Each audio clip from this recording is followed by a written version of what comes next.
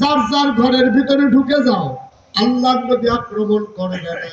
কেউ অস্ত্র ধরলে জেনে রাখো তাকে দুই টুকরা করা হবে।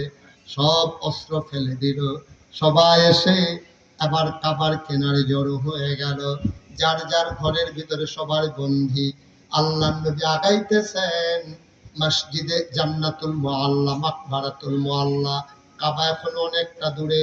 নবী আম্মাজান খাদিজার কবরের পাশ দিয়ে যখন কাফেলা নিয়ে আসতেছেন, হঠাৎ করে নবীর ওটটা তিনি থামিয়ে নিলেন।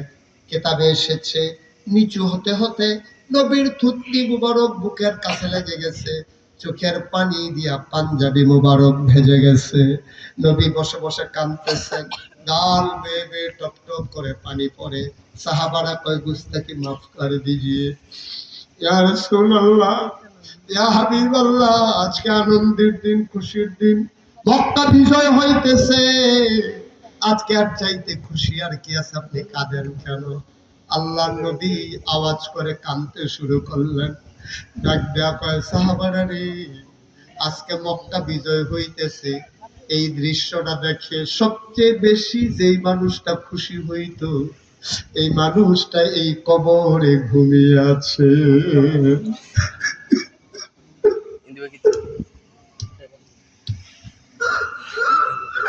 সবচেয়ে বেশি খুশি হইতো যেই মানুষটা,